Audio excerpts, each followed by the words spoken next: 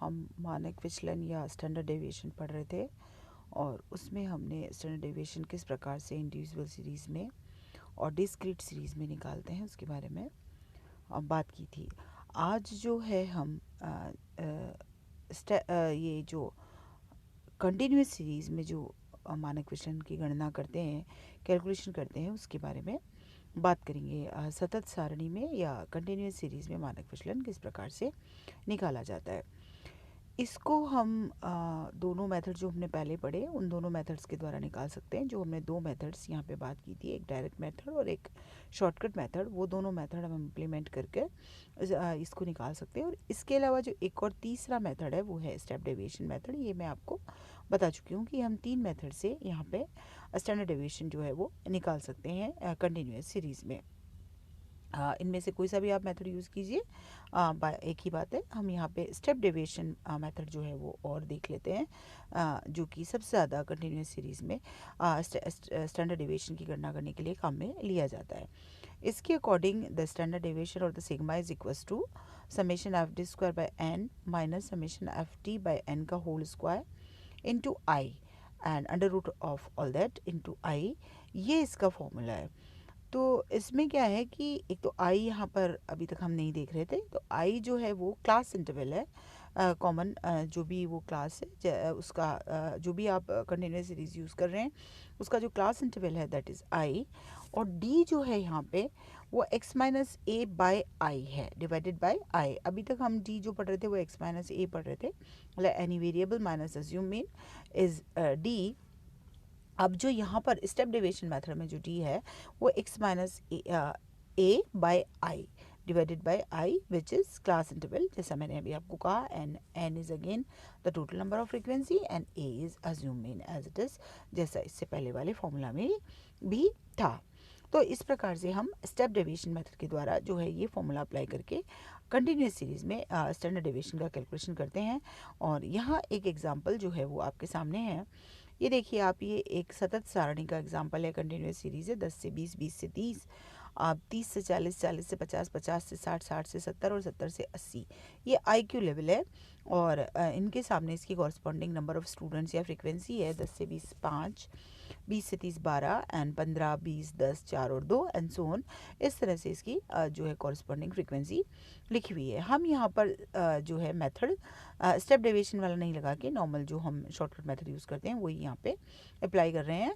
Summation F D square by N minus summation F D by N का whole square into I, sorry ये step deviation वाला ही method है, into आई हम ये यहाँ पे अप्लाई कर रहे हैं। तो अब हमने यहाँ एक कॉलम में सबसे पहले आई क्यू लिख लिया, देन उसके बाद नंबर ऑफ स्टूडेंट्स या फ्रीक्वेंसी लिख लिया, उसके बाद हमने इनकी मिड वैल्यूज़ निकाली, क्योंकि यहाँ पे हम जो भी डीलिंग करते हैं कंटिन्यूस सीरीज़ में हम वो वहाँ मिड वैल्यू को उसका रिप्रेजेंटेटिव वैल्यू मानते हुए करते हैं। और क्योंकि हमने वेरिएबल निकालना है, x माइनस ए करना है, तो x जो है वो यहाँ पे मिड वैल्यू होगा। वेरिएबल 10 से 20 तो हो नहीं सकता, तो उसका मिड वैल्यू जो होगा वो यहाँ पे x होगा। तो हमने इन सब की मिड वैल्यूज़ निकाल ली, विच इज़ 15 25 35 45 55 65 एंड 75। ऐसा हम मीन मोड वगैरह में भी करते हैं, मिड वैल्यू निकाल के फॉर्मूला में उसके हिसाब से डीलिंग करते हैं। अज्यूम मीन से जब हम उसका वो देखते हैं x माइनस ए जब हम करते हैं, अज्यूम मीन से उसका अंतर जब हम देखते हैं, तो उस स्थिति में हम मिड वैल्यूज़ को यहाँ पे लेते हैं। देन हमने डी निकाला, तो हमने यहाँ पे ए जो है वो 45 माना हुआ है, 15 माना हुआ है, sorry it is not clear to me, 45 माना हुआ है, राइट। ए इज़ 45, तो x माइनस 45 किया, लेकिन क्योंकि ये d हमारे अभी तक के d से डिफरेंट है तो डिवाइडेड बाय 10 किया, which is i। d is equals to what, x minus A by I, जो मैंने अभी आपको फॉर्मूला में बताया था। तो वो करते हुए हमने 15 माइनस 45 बाय 10, तो हमारे पास क्या आया -3, then 25 minus 45 by 10 which is -2, 35 minus 45 by 10 which is -1, 45 minus 45 by 10 which is 0, 55 minus 45 by 10 which is 1, 65 minus 45 by 10 which is 2, 75 minus 45 by 10 which is 3। अब हमने इसको कॉरस्पॉन्डिंग फ्रीक्वेंसी से मल्टीप्लाई किया, एफ डी किया, 5 3 ज़ा 15, 12 2 ज़ा 24, 15 1 ज़ा 15, 20 0 0, 10 1 ज़ा 10, 4 2 ज़ा 8 एंड 2 3 ज़ा 6। ये इस तरह से हमने एफ डी निकाल लिया। और क्योंकि हमें एफ डी स्क्वायर भी चाहिएगा तो हमने पहले डी स्क्वायर की वैल्यू निकाली, 3 3 ज़ा 9, then multiplied by 5 which is 45, 9 5 ज़ा 45। इस तरह से हमने एफ डी स्क्वायर भी हमें निकाला। पहले इनका डी जो वैल्यू थी उसका स्क्वायर किया, फिर उसको फ्रीक्वेंसी से मल्टीप्लाई किया, so it is F D square. इनका हमने समेशन लिया तो हमारे पास टोटल नंबर ऑफ फ्रीक्वेंसी 68 है। एफ डी जो है वो 30 है, माइनस का 30, एंड एफ डी स्क्वायर जो है वो है 152। अब हमारे पास फॉर्मूला है, क्या है, sigma is equal to summation F D square by N minus summation F D by N का whole square under root into I, which is the formula जो हमने अभी अभी देखा था। इनमें हमने ये सारी वैल्यूज़ पुट की। आई हमारे पास 10 है, हमें पता है। Then 152 by 68, 152 is F D square and 68 is total number of frequency. Similarly minus 30 by 68 which is whole square.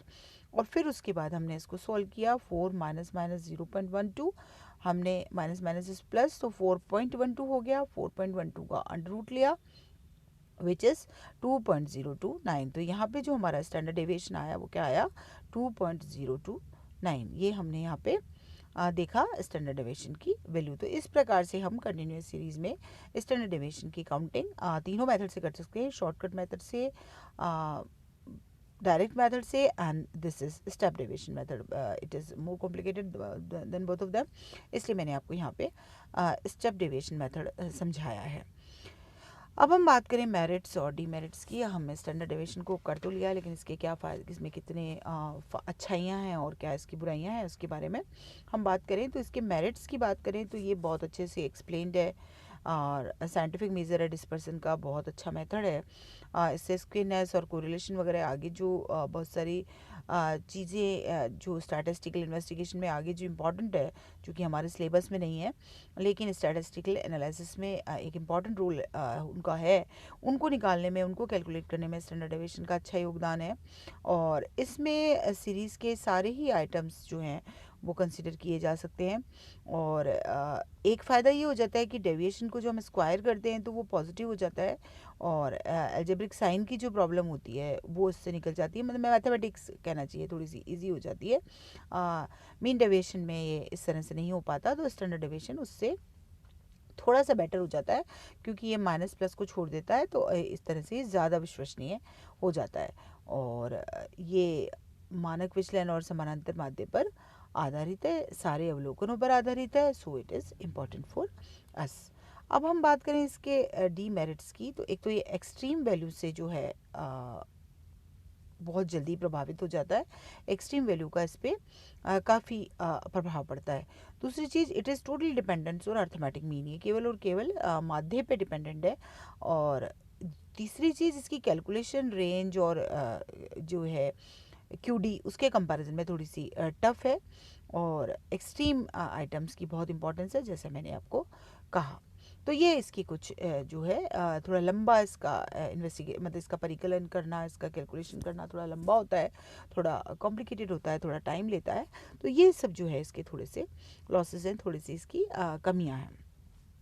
एक मैंने यहाँ पे प्रॉब्लम लिख रखी है जिसमें आप स्टैंडर्ड डेविएशन को कैलकुलेट कीजिए। नीचे दी हुई सीरीज़ है जिसकी वैल्यूज़ लिखी हुई है, और इसमें आप जो है इस सीरीज़ में आप स्टैंडर्ड डेविएशन को कैलकुलेट कीजिए। मैंने आपको पहले भी कहा था कि आपको प्रैक्टिकल पर्पस से ये सारी चीज़ें रिकॉर्ड में करनी है, तो आप स्टैंडर्ड डेविएशन के क्वेश्चंस तो नहीं, लेकिन मीन मोड मीडियन के ये तो आप अपनी कॉपी में करके रखिए, और मीन मोड मीडियन के कुछ क्वेश्चंस जो हैं, जो मैंने यहाँ करवाए हैं, आपको दिए हैं, वो आप अपने रिकॉर्ड में प्रिपेयर ज़रूर कीजिए। एक चीज़ और, इसके यूज़ जो है बायोलॉजिकल स्टडीज़ में काफ़ी इसका यूज़ है, वाइडली यूज़ होता है, और it is used in fitting a normal curve to a frequency distribution, उसमें भी ये इम्पॉर्टेंट है। और डिस्पर्सन के लिए, डिस्पर्सन को, विसरण को मापन करने के लिए सबसे अधिक यूज़ होने वाला मेथड है स्टैंडर्ड डेविएशन। एक इम्पॉर्टेंट चीज़ जो और यहाँ रह जाती है, which is standard error of mean, माध्य की मानक त्रुटि। जो मीन की मानक त्रुटि है, आपने एग्जांपल्स में देखा होगा कि मीन के साथ प्लस माइनस सम वैल्यू इस तरह से लिखा हुआ होता है।